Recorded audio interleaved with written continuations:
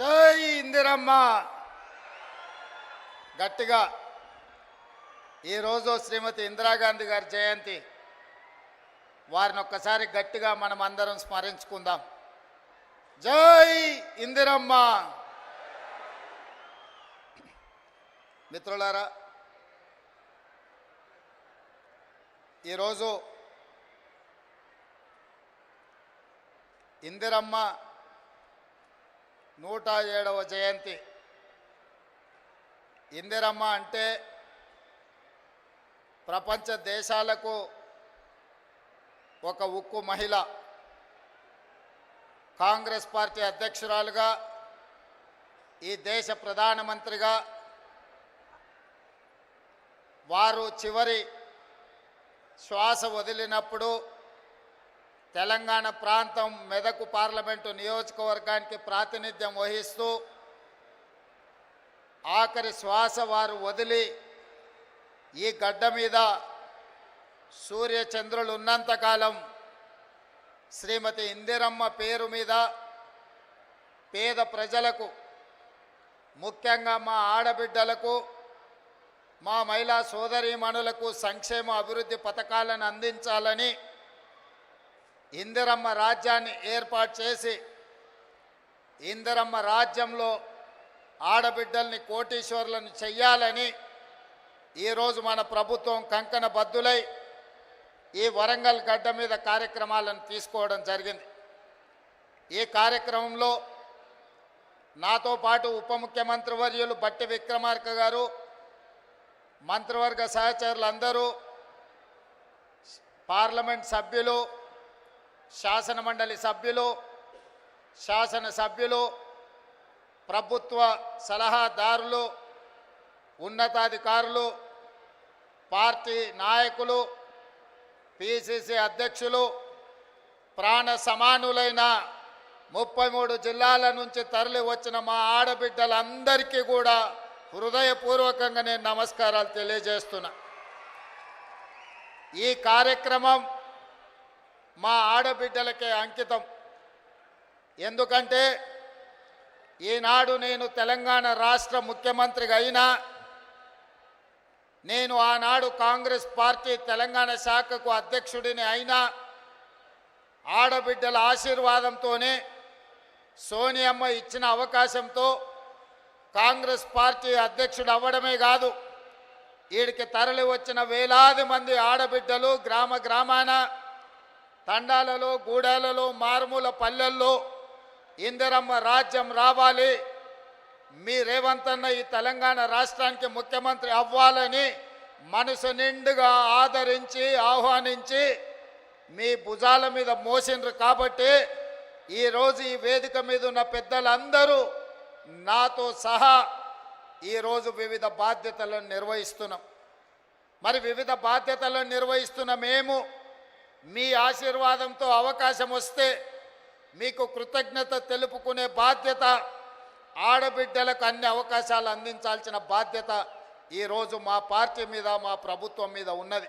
అందుకే ఆనాడు 2014 నుంచి 2019 వరకు ఆనాటి ముఖ్యమంత్రి చంద్రశేఖరరావు గారు మంత్రివర్గంలో ఒక్క ఆడబిడ్డ కూడా మంత్రిగా లేకపోయినా 5 సంవత్సరాలు మౌనంగా ఉన్న ఆడబిడ్డలు ఆ తర్వాత ఇచ్చిన తీర్పుతో మొదటి మంత్రివర్గంలోనే మీ అభిమాన నాయకురాలు శ్రీమతి కొండా సురేఖ గారు, మా సోదరీమణి సీతక్కను ఈరోజు మంత్రివర్గంలో ఈ ఓరుగల్లు గడ్డ మీద నుంచే ఈ ఆడబిడ్డలను మంత్రివర్గంలో ప్రముఖ స్థానం ఇచ్చి ఈనాటి ఈ సభా నాయకత్వాన్ని కూడా ఆ ఆడబిడ్డల చేతుల్లోనే పెట్టడం జరిగింది.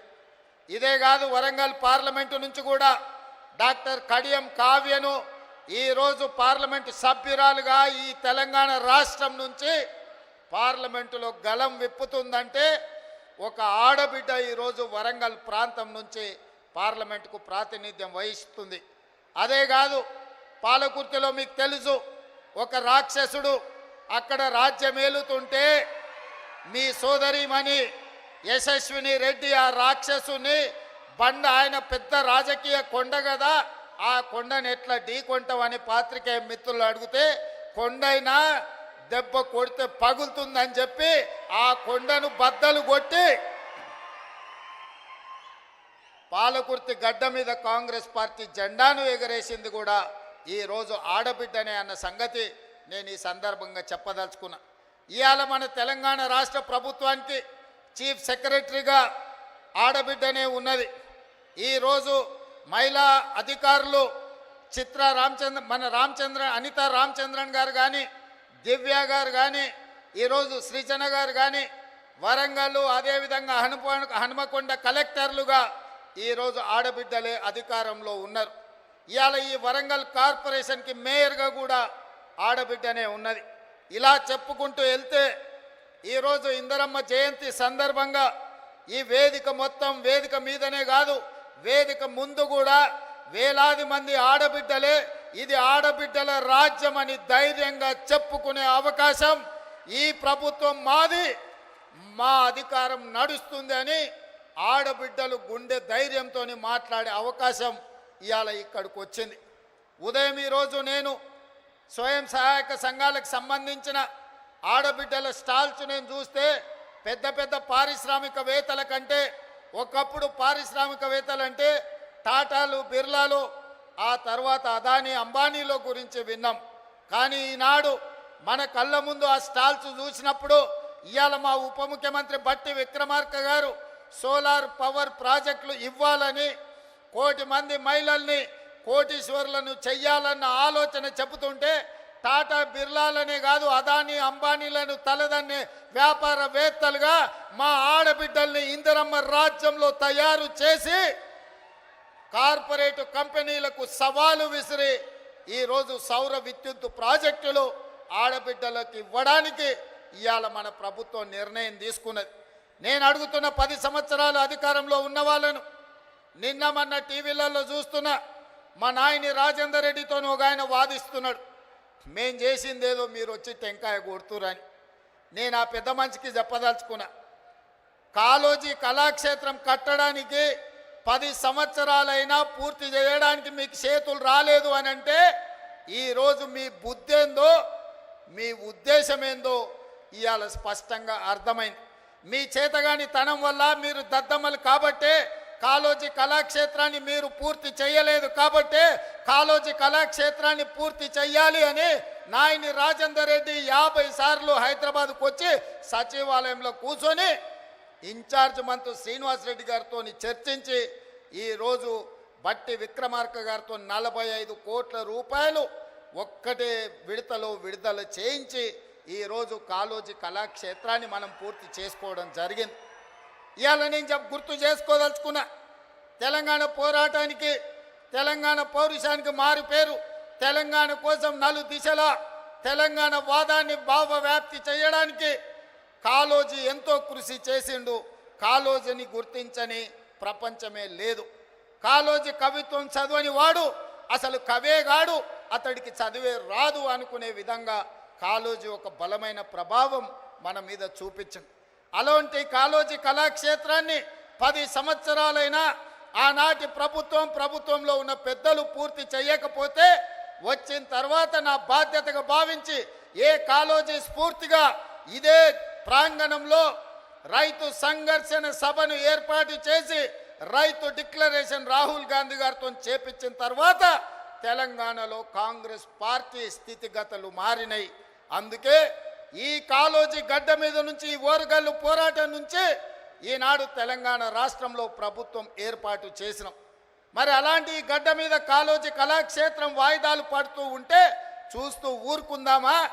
ఏది ఏమైనా ఎంత ఖర్చైనా కాళోజీ కళాక్షేత్రాన్ని పూర్తి చెయ్యాలన్న పట్టుదలతోటి ఇవాళ కాళోజీ కళాక్షేత్రాన్ని పూర్తి చేసుకొని ఇందిరమ్మ జయంతి నాడు ఈరోజు మనం ప్రారంభించుకున్నాం.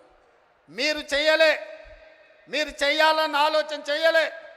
కనీసం చేసిన వాళ్ళను అభినందించడానికి మీ అధినేతలకు ఒకవేళ అభ్యంతరం ఉంటే మీరు నోరు మూసుకొనైనా ఉండండి తప్ప చేసే వాళ్ళ కాళ్ళల్లో కట్టెబెట్టాలన్న ఆలోచన చెయ్యకండి. వచ్చేసారి డిపాజిట్లు కూడా దక్కవు అని చెప్పి నేను వాళ్ళకి చెప్పదలుచుకున్నా. అదేవిధంగా మిత్రులారా, ఈ వరంగల్ హైదరాబాద్ ఆనాడు నిజాం రాజులు పాలించినప్పుడు ఈ వరంగల్ సామ్రాజ్యం కాకతీయుల కంచు కోటలు, రాణి రుద్రమ, ప్రతాప రుద్రుడు ఒక పక్కన, ఈ దేశానికి ఈ ప్రపంచానికే తలమానికమైన ఒక గొప్ప పరిపాలన అందించి కాకతీయులు కట్టిన గొలుసు కట్టు చెరువులు ఇవాళ ప్రపంచానికే ఆదర్శమైన నగరం. ఈ నగరం చారిత్రాత్మకమైన నగరం. ఇక్కడ కట్టిన 1000 స్తంభాల గుడి కావచ్చు, రామప్ప దేవాలయం కావచ్చు, ఇలా చెప్పుకుంటూ పోతే ఇక్కడున్న కోటలు కావచ్చు, ఇక్కడున్న చెరువులు కావచ్చు, ఇక్కడున్న సంస్కృతి ప్రపంచానికి ఆదర్శంగా ఉండే గొప్ప నగరం. అలాంటి నగరం ఉమ్మడి రాష్ట్రంలోనే కాదు, ప్రత్యేక తెలంగాణలో కూడా చంద్రశేఖరరావు గారి చేతిలో మోసపోయి గోసపడుతుంటే ఈ నగరము ఇది పట్టణంగానే నిలిచిపోతే ఈ పట్టణాన్ని గొప్ప నగరంగా చెయ్యాలి. హైదరాబాదు నగరానికి పోటీ నగరంగా ఒక అద్భుతమైన అభివృద్ధి చేయాలని ఆలోచన చేసినాం. పదే పదే మీ ఎమ్మెల్యేలు అటు పెద్దలు కడియం శ్రీహరి గారు, నాయన రాజేందర్ రెడ్డి గారు, అదేవిధంగా కొండా సురేఖమ్మ గారు, ఈ ప్రాంతంలో ఉండే ఎమ్మెల్యేలందరూ అన్నా నువ్వేం చేసైనా వరంగల్ పట్టణాన్ని నగరంగా మార్చాలి, ఎయిర్పోర్టు రావాలి, పరిశ్రమలు రావాలి, మా పిల్లలకు ఉద్యోగాలు ఇవ్వాలి, కాకతీయ యూనివర్సిటీ ఉన్న ఓరుగల్లును అభివృద్ధి పదం వైపు మీరు నడిపించాలి అని వాళ్ళు నన్ను నిద్ర పోనీయకుండా, తిండి తిననీయకుండా నన్ను ముప్పు తిప్పలు పెట్టిరు. సూచన 2-3 సార్లు అడిగి వదిలేస్తారేమో, మర్చిపోతారేమో అని. కానీ వాళ్ళు మర్చిపోలే. నిత్యం గుర్తు చేస్తూనే కలిసినప్పుడల్లా కాగితం తెచ్చి ఇచ్చేటోళ్ళు.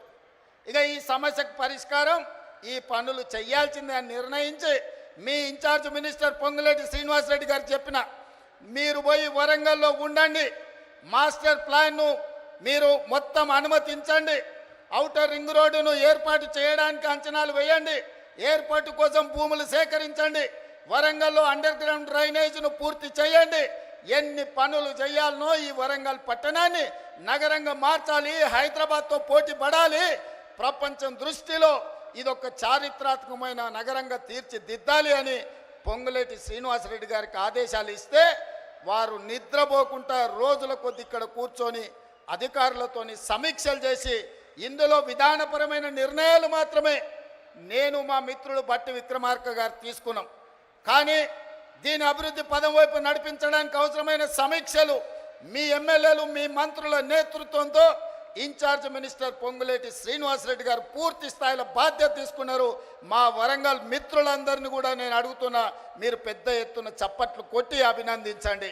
ఎందుకంటే మీకోసం ఖమ్మం జిల్లా మీద కూడా దృష్టి పెట్టకుండా వరంగల్ జిల్లా మీద దృష్టి పెట్టి వరంగల్లో పనులు చెయ్యాలి అని కడియం శ్రీహరి గారు కలిసినప్పుడు వారు మాకు ముందు నుంచి చాలా సన్నిహితులు, మీకు తెలుసు. వారి పట్ల నాకున్న గౌరవం కూడా మీకు తెలుసు. వారు నాకు గుర్తు చేసి ఇవన్నీ చేయడం ద్వారా శాశ్వతంగా ప్రజల గుండెల్లో మనం నిలిచిపోతాం.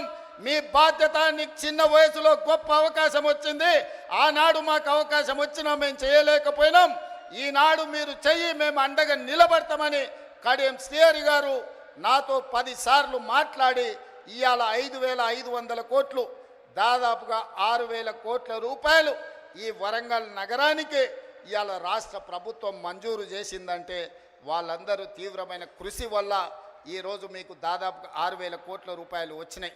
అందుకే మిత్రులారా, ఈ వరంగల్ జిల్లా ప్రజలకు, ఈ ఉత్తర తెలంగాణ ప్రజలకు నేను ఒక్క మాట చెప్పదలుచుకున్నా. ఇది 2 శాసనసభ నియోజకవర్గాలకు సంబంధించిన అభివృద్ధి కాదు, మొత్తం ఉత్తర తెలంగాణకు సంబంధించిన ఆదిలాబాద్ కావచ్చు, ఖమ్మం కావచ్చు, కరీంనగర్ కావచ్చు, లేకపోతే వరంగల్ కావచ్చు, సగం నల్గొండ కావచ్చు. ఈ వరంగల్ ప్రాంతమే అత్యంత దగ్గరి ప్రాంతం. ఈడ జాతీయ స్థాయి ఎయిర్పోర్టు రావడం, జాతీయ స్థాయి పరిశ్రమలు రావడం, ఈ నగరంలో అండర్ గ్రౌండ్ డ్రైనేజ్ రావడం, కాకతీయ యూనివర్సిటీని అభివృద్ధి పదం వైపు నడిపిస్తే సగం తెలంగాణ అభివృద్ధి జరిగినట్టే. ఈ వరంగల్ అభివృద్ధి అనేది సగం తెలంగాణకు అభివృద్ధి చేసినట్టే అని భావించి ఈనాడు మా ప్రభుత్వం ఈ బాధ్యత తీసుకున్నది. ఇది పూర్తి చేసే వరకు నేను నిద్రపోను, మా అధికారులను, మా మంత్రులను నిద్రపోనియనని మీకు నేను మాట ఇస్తున్నా. ఎందుకంటే నేను నిన్న మన మహారాష్ట్ర ఎన్నికల్లో పోయినా, ఎన్నికల్లో ఎక్కడ పోయినా ఎయిర్పోర్ట్లు ఉన్నాయి. నేను ముంబై, పూణేనే అనుకున్నా, కానీ సోలాపూర్ పోయినా, నాందేడ్ పోయినా, ఎక్కడికి పోయినా ప్రతి 100-150 కిలోమీటర్లకు బస్సు డిపోలు ఉన్నట్టు మహారాష్ట్రలో ఎయిర్పోర్టులు ఉన్నాయి. మన పక్కన ఉన్న ఆంధ్రప్రదేశ్లో ఆంధ్రప్రదేశ్లో విజయవాడలో ఉంది, అదే విధంగా తిరుపతిలో ఉంది, కర్నూలులో ఉంది, కడపలో ఉంది, అదే విధంగా విశాఖపట్నంలో ఉంది, రాజమండ్రిలో ఉంది, ఆంధ్రప్రదేశ్లో కూడా ఎన్నో ఎయిర్పోర్టులు ఉన్నాయి. ఈ రకంగా ఏ రాష్ట్రం తీసుకున్నా 5, 6, 10 ఎయిర్పోర్టులు ఉంటే తెలంగాణ రాష్ట్రంలో ఒకే ఒక్క ఎయిర్పోర్టు, అది హైదరాబాదు నగరంలో ఉంది. అందుకే నేను అడుగుతున్నా ఈ వేదిక మీద నుంచి కేంద్ర ప్రభుత్వాన్ని, ఇక్కడికి వచ్చిన మా తెలంగాణ ప్రజల్ని, మనకెందుకు ఉండకూడదు? హైదరాబాదే కాదు, వరంగల్లో, కొత్తగూడెంలో, అదేవిధంగా రామగుండంలో, ఆదిలాబాద్లో మనం కూడా 4 ఎయిర్పోర్ట్లు కట్టుకొని ప్రపంచంతో పోటీ పడి పెట్టుబడులు తెచ్చి పరిశ్రమలను ముందుకు తీసుకెళ్లి ఈ తెలంగాణను అభివృద్ధి పదం వైపు నడిపించే బాధ్యత ఇందిరమ్మ రాజ్యంలో ప్రజా ప్రభుత్వం తీసుకుంటుందని చెప్పి నేను ఈ సందర్భంగా చెప్పదలుచుకున్నా. ఎవరైనా ఈ అభివృద్ధిలో కాళ్ళలో కట్టెబెట్టాలి, మేము చేయలేదు కాబట్టి వీళ్ళు కూడా చెయ్యొద్దు అని కుట్రలు కుతంత్రాలు చేస్తే వాళ్ళు ఊచలు లెక్క పెట్టాల్సి వస్తుందని చెప్పి నేను ఈ వేదిక మీద నుంచి స్పష్టంగా చెప్పదలుచుకున్నా. మీరు కుట్రలు చేయొచ్చు, మీరు కుతంత్రాలు చేయొచ్చు, అక్రమంగా సంపాదించిన సంపద పెట్టి కిరాయి మనుషులను తేవచ్చు. ఏమి చేసినా ఓ రోజు వెనుకో ఓ రోజు ముందో మీరు పన్నుతున్న కుట్రల్ని గుర్తిస్తాం, అందరిని బొక్కలో పెడతాం, ఊచలు లెక్క పెట్టిస్తా అని చెప్పి నేను ఈ వేదిక మీద నుంచి స్పష్టంగా చెప్పదలుచుకున్నా. ఇవాళ ఒకడొకడు మాట్లాడుతున్నాడు. ఒక ఆయన పెద్ద మనిషి మా వచ్చి అన్నాడు, 10 నెలలనే తెలంగాణ ప్రజలు ఏం కోల్పోయారో వాళ్ళకి తెలిసిందని. ఏం కోల్పోయినరా? మా ఆడబిడ్డలకి ఇవాళ స్వేచ్ఛ వచ్చింది 10 ఏళ్ళ తర్వాత. సంఘాలలో ముందుకు వచ్చిండ్రు. మేము ఇవాళ ఆడబిడ్డల్ని కోటీశ్వరులను చేయాలనుకున్నాం. దాదాపుగా ఈ సంవత్సరంలో 34,000 కోట్ల రూపాయలు సంఘాలకు సహకారం అందించాలని ఇవాళ మేము అనుకున్నాం. ఆడబిడ్డలకు అదాని అంబానీలకే పరిమితమైన సోలార్ పవర్ ప్రాజెక్టులు ఇవాళ మా ఆడబిడ్డలకు మహిళా సంఘాలకు ఇచ్చి వాళ్ళని పారిశ్రామికవేత్తలను చేసి కోటీశ్వరులను చేయాలనుకున్నాం. ఇవాళ ఇదే కాదు, మా ఆడబిడ్డలు అమ్మగారింటికి పోవాలన్నా, దైవ దర్శనానికి పోవాలన్నా ఇంటి ఆయనని అడిగితే దసరాకి అడిగితే దీపావళి అనేటోడు, దీపావళికి అడిగితే సంక్రాంతి అనేటోడు, సంక్రాంతికి అంటే ఉగాది అనేటోడు, ఉగాదికి అడిగితే ఈ సంవత్సరం ఎందుకులే అనేటోడు. కానీ ఇవాళ ఈడ వేలాది మంది మా ఆడబిడ్డలు వచ్చారు. అక్క ఎవరైనా బస్సు ఎక్కితే ఒక్క పైస ఎవరైనా అడుగుతుర్రా? ఇవాళ ఈ తెలంగాణ రాష్ట్రంలో 1,10,00,000 మంది ఆడబిడ్డలు 3,700 కోట్ల రూపాయలు 11 నెలల మా పొన్నం ప్రభాకర్ గారి మంత్రివర్గంలో ఆడబిడ్డలకు ఉచిత బస్సు ప్రయాణానికి ఖర్చు పెట్టి ఈరోజు మా ఆడబిడ్డలు స్వేచ్ఛగా ఇంటైన పనికి వచ్చే లోప అమ్మగారింటికి పోయి అమ్మని చూసి వెనక్కి వచ్చేటంత వెసులుబాటు ఈరోజు మన ప్రభుత్వంలో వచ్చింది. ఇవాళ అట్లా అదే కాదు, రూపాయి కూడబెడితే మోడీ వచ్చి ఎత్తుకపోతున్నాడు. 12 నూరులు సిలిండర్ అయింది.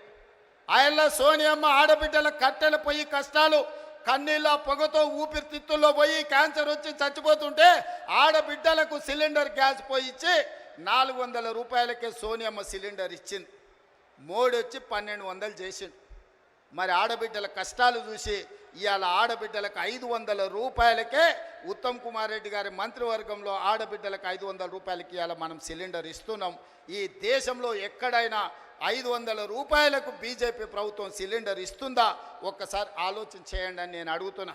ఇదే కాదు, నేను కానీ బట్టి గారు కానీ పాదయాత్ర చేసేటప్పుడు చాలామంది పేదలు వచ్చి మీరు వ్యవసాయానికి 24 గంటల ఉచిత విద్యుత్ ఇస్తున్నారు, బాగానే ఉంది, కానీ మాకు భూమి లేదు, మేము ఇంట్లో ఫ్యాన్ వేసుకున్నా, ఫ్రిడ్జ్ పెట్టుకున్నా, టీవీ చూసినా మా కరెంటు బిల్లు పేలిపోతుంది, 2,000 కట్టాల్సి వస్తుందని మా దృష్టికి తెచ్చారు. అందుకే ఆలోచన చేసినాం, సోనియమ్మ అనుమతి తీసుకున్నాం. మల్లికార్జున ఖర్గే గారి ఆదేశాలతోని ఇవాళ ప్రతి పేదవాడి ఇంట్లో 200 యూనిట్లు ఉచితంగా, 50 లక్షల కుటుంబాలకు 200 యూనిట్లు ఉచితంగా కరెంట్ ఇస్తున్న ప్రభుత్వం ఈ దేశంలోనే తెలంగాణ రాష్ట్రంలో ఉందన్న సంగతి ఇవాళ నేను చెప్పదలుచుకున్న. ఆ పైసలు కూడా మా ఆడబిడ్డలకు మిగులుతున్నాయి. మా అక్కలందరికీ తెలుసు, ఇంటాయన చేతిలో నగదు ఉంటే బెల్ట్ షాప్ పోతాయి, మా ఆడబిడ్డల దగ్గర నగదు ఉంటే పిల్లలు బడిపోతారు. అవునా అక్క? ముందలంతా మా వాళ్ళు కూర్చున్నారా, వెనకాల అక్కల్ని అడగకుండా మీరంతా అడ్డం కూర్చుంటే ఎట్లనే? ఇవాళ నగదు ఇంటాయన చేతులుంటే ఊర్లూర్లో మంచినీళ్ళు దొరికినా దొరకకపోయినా కేసీఆర్ తెలిసిన బెల్ట్ షాప్ దగ్గర పోతుంది ఆ నగదు. కానీ మన ప్రభుత్వంలో కరెంటు బిల్లులతో మిగిలిన నగదు, అదేవిధంగా సిలిండర్ల మిగిలిన నగదు, ఈరోజు సంఘాలకు నగదు జీరో వడ్డీతో ఇచ్చిన నగదు మా ఆడబిడ్డల దగ్గరుంటే మా ఆడబిడ్డల నగదుతోని తమ బిడ్డల్ని బడికి పంపించి ప్రయోజకుల్ని చేస్తుండ్రు. ఇవాళ వాళ్ళ చేతిలో వెసులుబాటు ఉండాలి, ఆడబిడ్డ చేతిలో పెత్తనం ఉండాలి అని ఇవాళ మేము కోరుకుంటున్నాం. కేసీఆర్ ఏమో ఆడబిడ్డలకు పెత్తనం వస్తే తాగుబోతోళ్ళు ఉండరు, తాగుబోతోళ్ళు లేకపోతే ఆయన సంఘాన్ని కోల్పోతా అని ఆయన అనుకుంటున్నాడు. ఎందుకంటే ఈ రాష్ట్రంలో తాగుబోతుల సంఘానికి ఏకగ్రీవ అధ్యక్షుడు ఎవడని ఉన్నాడా అంటే ఆయన కేసీఆర్. ఈ వేదిక మీద నిఖత్ జరీన్ ఉన్నది, ఆ అమ్మాయి బాక్సింగ్కు ఛాంపియన్. ఈషా సింగ్ ఉన్నది, ఆ అమ్మాయి స్పోర్ట్స్కు ఛాంపియన్. అదేవిధంగా దీప్తి అని వరంగల్ నుంచి పారామెడికల్లో కాంస్య పథకం తెస్తే ఈరోజు ప్రభుత్వ ఉద్యోగం ఇచ్చినాం. వాళ్ళందరూ క్రీడలకు, సానియా మిర్జా టెన్నిస్కు బ్రాండ్ అంబాసిడర్. ఇట్లా చెప్పుకుంటూ పోతే ఒక్కొక్కరు ఒక బ్రాండ్కు అంబాసిడర్లు. కానీ మన కేసీఆర్ దేనికి బ్రాండ్కి అంబాసిడర్ అయ్యా?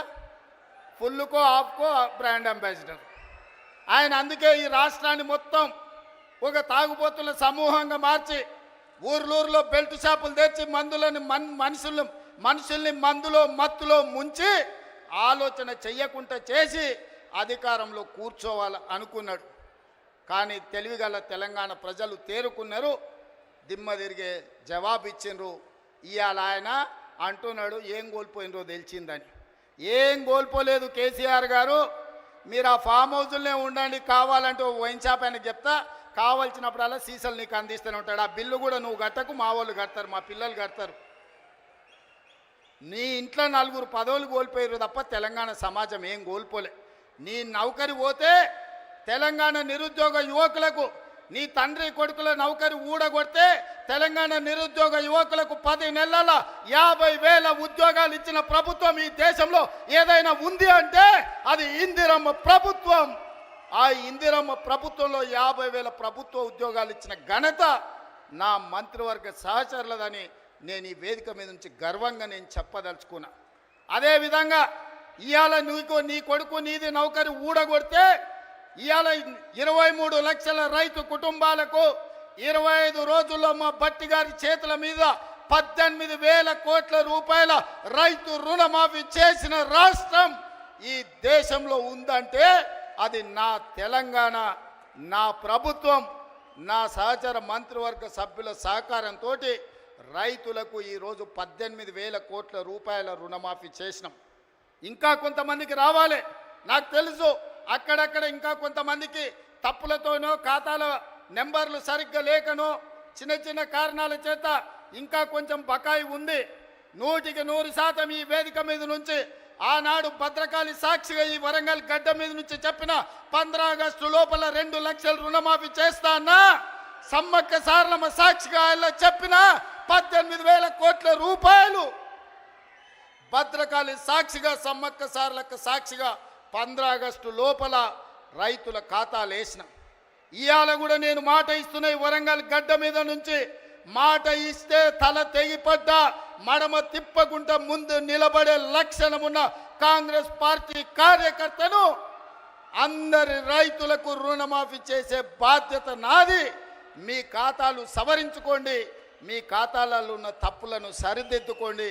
మీ అందరికీ రుణమాఫీ చేసే బాధ్యత మా ప్రభుత్వం తీసుకుంటుంది.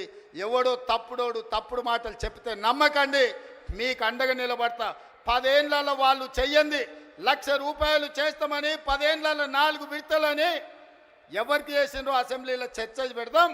రమ్మను బిల్లారంగా ఎవరు వస్తారో చర్చకు. కానీ 10 నెలల మన ప్రభుత్వం చేస్తే 10 ఏళ్ళు వాళ్ళు చేయలేని పని మనం చేసినాము. అభినందించడానికి నోరు రాకపోయింది, కానీ రోజు కాళ్ళలో కట్టెబెట్టాలని కట్టెలు తీసుకొని తిరుగుతారు బిల్లారంగాలు ఇద్దరు. ఇట్లాంటి పరిస్థితుల్లో ఈ రాష్ట్రంలో ఆర్థికంగా వాళ్ళు చేసిన అప్పులు 7 లక్షల కోట్లు. ఇవాళ ఈ రాష్ట్రంలో ప్రతి నెల వస్తున్న ఆదాయం, పాత్రికేయ మిత్రులారా రాసుకోండి, ప్రతి నెల ఈరోజు తెలంగాణ రాష్ట్రంలో వస్తున్న ఆదాయం 18,500 కోట్లు. ఈ 18,500 కోట్లల్లో 6,500 కోట్లు దాదాపుగా ప్రభుత్వ ఉద్యోగులకు జీతాలు పెన్షన్ల కింద పోతున్నాయి. ఇంకొక 6,500 కోట్లు కేసీఆర్ చేసిన 7 లక్షల కోట్లకు అప్పు మిత్తి కింద కట్టడానికి పోతున్నాయి. ఈ 13,000 కోట్లు జీతభత్యాలకు కేసీఆర్ మన నెత్తి మీద మోపిన అప్పుకు ఇవాళ పోతే మిగిలిన 5,500 కోట్లు ప్రతి నెల ఆదాయం ఉంటే ఎన్నో రకాల ఇబ్బందులను ఎదుర్కొని కడుపు కట్టుకొని అవినీతి నిర్మూలించి రూపాయి కూడబెట్టి ఇవాళ రైతు రుణమాఫీ చేస్తే మమ్మల్ని అభినందించడానికి నీ మనసు లేదు. కానీ ఈరోజు మమ్మల్ని శాపనార్థాలు పెట్టే ప్రయత్నం చేస్తున్నారు. అందుకే ఇవాళ కేసీఆర్ బాధపడుతుండు. ఎందుకంటే రైతులకు రుణమాఫీ రేవంత్ రెడ్డి చేసే కదా, ఇంకా నాకేం మిగులుతుంది చెప్పనే. ఒరేసుకుంటే ఆనాడు ఉరి అన్నాడు, అవునా? ఒరేసుకుంటే ఉరేసుకున్నట్టే అని కేసీఆర్ ముఖ్యమంత్రిగా మాట్లాడిండా లేదా? అలాంటి చంద్రశేఖర్ రావు ఆయన 150 ఎకరాలు ఫామ్ హౌస్లో ఒరేసుకుంటే ఆ వివరాలన్నీ బయటపెట్టి బండారం బయటపెట్టి బండకేసాయల్లో కొట్టిన. ఇవాళ బాజాబ్తా తెలంగాణ సమాజం 66 లక్షల ఎకరాలల్లా 1,53,00,000 మెట్రిక్ టన్నుల వరి ధాన్యాన్ని స్వతంత్రం వచ్చినప్పటి నుంచి ఈ రోజు వరకు ఏ రాష్ట్రం, ఉమ్మడి రాష్ట్రం ఆంధ్రప్రదేశ్లో కూడా 23 జిల్లాలు ఉన్నప్పుడు కూడా ఇంత పంట రాలే. ప్రపంచ రికార్డు ఇవాళ తెలంగాణ రాష్ట్రం 66 లక్షల ఎకరాలలో 1,53,00,000 మెట్రిక్ టన్నుల వరి ధాన్యాన్ని పండిస్తే ఎంఎస్పి ఇవ్వడమే కాదు, సన్న వడ్లకు 500 రూపాయల బోనస్ ఇచ్చి కొంటున్న రాష్ట్రం ఈ దేశంలోనే తెలంగాణ రాష్ట్రం ఉంది. రైతులను ఆదుకున్న ప్రభుత్వం ఇందిరమ్మ రాజ్యంలో ప్రజా ప్రభుత్వం అని నేను చెప్పదలుచుకున్నా. ఇవన్నీ కోల్పోయిన టాన్ కేసీఆర్ని అడుగుతున్నా, నీ దుఃఖమేందో నీ బాధ ఏందో నువ్వు చెప్పింది నిజమైతే రా, అసెంబ్లీలోకి రా, చర్చ పెడదాం. తారీఖు నిర్ణయించు చంద్రశేఖరరావు, ఏ రోజు చెప్తావో ఏ సమయం చెప్తావో ఆ రోజు అసెంబ్లీ పెడతా రా. నువ్వు ఓడితే ఇంట్లో పోయి బంతవా? రాహుల్ గాంధీని చూసి సిగ్గు తెచ్చుకో. 3 సార్లు ఓడిపోయినా ప్రతిపక్షం ఉండి కన్యాకుమారి నుంచి కశ్మీర్ వరకు 150 రోజులు 4,000 కిలోమీటర్లు మండు టెండలో మంచు కొండలో పాదయాత్ర చేసి ప్రజలకు అందుబాటులో ఉన్నోడు అంటే బాధ్యతాయుతమైన ప్రతిపక్ష నాయకుడు. అధికారంలో ఉంటే దోసుకుంటా, ప్రతిపక్షంలో ఉంటే ఫామ్ హౌస్లో వండుకుంటా. ఇదా నీ విధానం? నిజంగానే ప్రజలు కష్టాలలో ఉంటే ఫామ్ హౌస్ల గాడిది పండ్లు దొమ్ముతున్నావా? రా, ప్రజల్లోకి వచ్చి మాట్లాడు. ప్రతిపక్షంగా ఏం సూచన చేస్తావో చెయ్యి ప్రభుత్వానికి. మేము వినడానికి సిద్ధంగా ఉన్నాం. నువ్వు లేవనెత్తిన అంశాలు సహేతుకమైనవైతే సరిదిద్దడానికి సిద్ధంగా ఉన్నాం. నువ్వు రావు. ఆ చిల్లరగాళ్ళని ఇద్దరిని ఊరి మీదకి వదిలిండి, అది చూసిన ఆంబోతులాగా. ఊర్లలో దేవుళ్ళకి వదులుతారు కదా దున్నపోతులని తెలుసు కదా, అది 7 చేనుల మేసి వచ్చినా ఏమానం. దేవరకు వదులుతాం కదా అది చూసిన వాటిని, దేవరకు వదిలే ఓ రోజు బలి ఇస్తారు. ఆ ఇద్దరిని అచ్చోసిన వాళ్ళలాగా ఊరి మీదకి వదిలి ఈరోజు ఏది పడితే అది మాట్లాడుతున్నారు. ఏమన్నా అర్థం పర్థం ఉందా? ఒక్కసారి ఆలోచన చేయండి మిత్రులారా. ఇంకా ఆ పక్కన లావు మనగాళ్ళు లడాయిపోతే వెనకాల 3 నూకుడు మనగాళ్ళంట. ఆయన కిషన్ రెడ్డి అనటాన్ని ఇంకొక ఆయన ఉన్నాడు. కేటీఆర్ ముందు రోజు మాట్లాడతాడు, రెండో రోజు కిషన్ రెడ్డి మాట్లాడతాడు. మనం గుజరాత్లో Sabarmati river development front Modi గారు అభివృద్ధి చేస్తే సప్పట్లు కొడతాడు. మా మోడీ చూడు గుజరాత్లో గొప్పగా చేసిండని. కానీ అదే Musi river development front Hyderabad నగరంలో ప్రపంచానికి ఆదర్శంగా ఉండేట్టుగా మనం చేద్దామంటే వద్దు, నేను అడ్డం పడుకుంటా అంటాడు. నేనన్నా నువ్వు మోడీ గులాంవా, గుజరాత్ గులాంవా, ఎందుకు అడ్డం పడుతున్నావని. సిగ్గు లేకుండా నేను మోడీ గులాంని అంటుండు. ఆయన నన్ను అంటుండు సోనియమ్మకు నువ్వు గులాంవా అని. నేను ఒక్క మాట ఈ వేదిక మీద నుంచి స్పష్టంగా చెప్పదలుచుకున్నా. 60 ఏళ్ళ ఆకాంక్ష, 1,200 మంది బిడ్డల ఆత్మ బలిదానాలు జరిగిన తెలంగాణ రాష్ట్రం రాకపోతే, కన్న తల్లిగా గొప్ప మనసుతో ఆంధ్రప్రదేశ్లో పార్టీ చచ్చిపోయినా ఈ తెలంగాణ రాష్ట్రాన్ని ఇచ్చిన సోనియమ్మ మా అమ్మ, సోనియమ్మ మా అమ్మ, మా 4 కోట్ల తెలంగాణ బిడ్డలకు కన్న తల్లి. ఆమెకు ఊడిగం కాదు, ఆమె కాళ్ళు గడిగి ఆ నీళ్లు నెత్తి మీద చల్లుకున్నా అది తక్కువనే అవుతుంది. కిషన్ రెడ్డి, ఇప్పటికైనా నీ పాపాలు కడుక్కోవడానికి రా.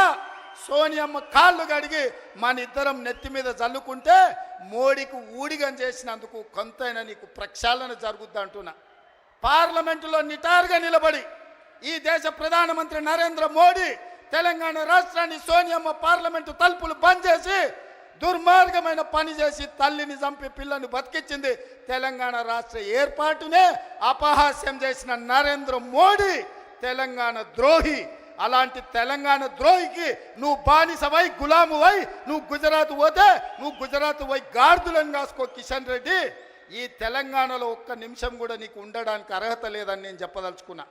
ఇన్ని రోజులు నువ్వు అంటే గౌరవ మర్యాద ఉండే, అందుకే మాట్లాడేటప్పుడు ఆచితూచి మాట్లాడేటోని కిషన్ రెడ్డి గురించి. కానీ కిషన్ రెడ్డి మీద ఉన్న గౌరవం నాకు 100% పోయింది. తెలంగాణ రాష్ట్ర ఏర్పాటుని వ్యతిరేకించి తెలంగాణ రాష్ట్ర పౌరుషాన్ని అవమానించిన నరేంద్ర మోడీకి నువ్వు గులాంగా మారినవంటే నువ్వు తెలంగాణ బతకడానికి అర్హత కోల్పోయినావు కిషన్ రెడ్డి.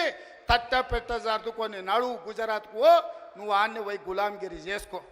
నేను మళ్ళొక్కసారి చెప్పదలుచుకున్నా, సోనియమ్మ కనికరం వల్ల, సోనియమ్మ త్యాగం వల్ల 60 సంవత్సరాల మా తెలంగాణ రాష్ట్ర స్వప్నం నిజమైంది. ఇవాళ సోనియమ్మకి ఎంత చేసినా తక్కువే. ఆ సోనియమ్మ కాళ్ళు గడిగి నెత్తి మీద చల్లుకోవడానికి మేమందరం సిద్ధంగా ఉన్నాం. ఇది అవమానంగా కాదు, ఆత్మ గౌరవంగా మేము భావిస్తున్నాం కిషన్ రెడ్డి. ఆ తల్లే లేకపోతే ఈ తెలంగాణ రాష్ట్రమే లేదు. ఈ తెలంగాణ రాష్ట్రంలో ఆత్మ గౌరవంతో ఇంత వేలాది మంది మనం సభ జరుపుకునేటోళ్ళం కాదు కిషన్ రెడ్డి. ఇప్పటికైనా తెలుసుకో, ఉద్యోగం మోడీ ఇచ్చిండు అనుకుంటున్నామేం, నీకు ఉద్యోగం ఇచ్చింది సికింద్రాబాద్ ప్రజలు. నీ ప్రజలకు కృతజ్ఞతగా ఉండు, నీ ప్రాంతానికి కృతజ్ఞతగా ఉండు. నీ ప్రాంత ఆత్మగౌరవాన్ని కాపాడలేనోడు ఇవాళ కాలేజీ ఉండుంటే ఈ కిషన్ రెడ్డిని, ఈ కేసీఆర్ను పొలిమేరలు దారి వరకు ధర్మమని చెప్పుండేవాడు. మనవాడే ద్రోహం చేస్తే పాతరేయండి, పక్కవాడు వస్తే పొలిమేరలు దాటించండి అని. ఇవాళ మిమ్మల్ని పాతరేసినా కూడా తప్పు లేదు కాలేజీ స్ఫూర్తిగా. చివరగా జయశంకర్ గారు 10 ఏళ్ళు కేసీఆర్కు సిద్ధాంతకర్తగా జయశంకర్ సార్ పేరు చెప్పుకున్నాడు. చివరికి ఆయన సొంత ఊరు అక్కంపేటను కూడా రెవెన్యూ విలేజ్గా చెయ్యలే. నేను ఇందిరమ్మ రాజ్యం ప్రజాప్రభుత్వం ఏర్పడ్డాక జీవో ఇచ్చి జయశంకర్ గారి ఊరిని రెవెన్యూ విలేజ్గా మార్చి జయశంకర్ గారి ఆత్మగౌరవాన్ని నిలబెట్టడానికి ప్రయత్నం చేసింది మా ప్రభుత్వం. ఇదా తెలంగాణ కోల్పోయింది చంద్రశేఖర్ రావు? నేను నిన్ను అడుగుతున్నా, ఆడబిడ్డలకు ఉచిత బస్సు ఇస్తే తెలంగాణ కోల్పోయిందా? ఆర్టీసీ డ్రైవర్లతో ఇందిరా పార్క్ దగ్గర ధర్నా చేపిస్తావా? నీ కొడుకు ఆవారగాన్ని ఆడికి పంపించి వాడు కాకింగ్ చేసుకుంటాడు. వాడు రామారావా నాకు అర్థం కాలే. కాకింగ్ చేసుకొని ఆటోలో తిరుగుతా ఆయన ఆటో రాముడు అయిపోతాడంట. కొంచెమన్నా సిగ్గుండాలనే తెలంగాణ సమాజం ఏమనుకుంటుందని. ఇంత సిగ్గుసేరని తప్పిపోతారా 10 నెలలకే? ఇట్లాంటి నేను ఎవరిని చూడలే. ఇవాళ అందుకే ఈ వేదిక మీద నుంచి మీరిచ్చిన ప్రభుత్వం ప్రజాప్రభుత్వం ఇందిరమ్మ రాజ్యంలో పేదల సంక్షేమం కోసం పనిచేస్తున్నాం. ఏ గడ్డ మీద నుంచి పోరాటం మొదలుపెట్టినామో అదే గడ్డ మీద సంవత్సరం పూర్తి చేసుకున్న సందర్భంగా ఈ వరంగల్ పట్టణాన్ని నగరంగా మార్చి హైదరాబాద్తో పోటీ పడే విధంగా అభివృద్ధి చేయాలన్న ఆలోచనతోటి ఇవాళ మీకు నిధులను ఇవ్వడమే కాదు, మీ గడ్డ మీదనే మొట్టమొదటి ఉత్సవం జరుపుకున్నాం.